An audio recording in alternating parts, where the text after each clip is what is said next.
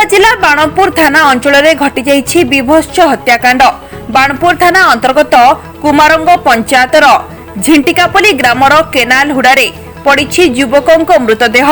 झिंटिकापल्ली grammar 45 वर्षीय कान्हुचरण परिडा नामक जड़े व्यक्ति को अजना आतताईंकर आक्रमण में मृत्यु होइछि। मृतक कान्हुंक शरीरर विभिन्न स्थान में क्षत चिन्हर हणादाग देखा मिलुछि। कान्हू को हत्या पर मृतदेह को केनाल बंध हुडारे फोपाड़ी देइथिबार जणा पड़िछि।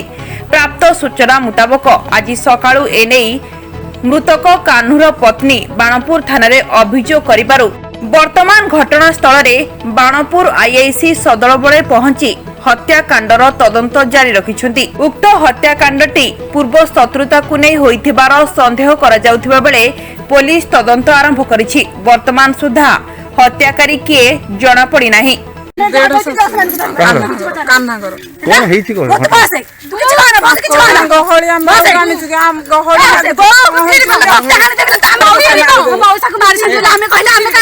मृत कान्हुचरण परिडा स्त्री बबीता परिडा लिखित रिपोर्ट को आधार करी बाणपुर थाना केस नंबर 290/2021 एक हत्या मामला रुजु कर तदंत एसआई राजकिशोर बेहरा कर साइंटिफिक टीम सहित एवं स्पॉट विजिट चलसी।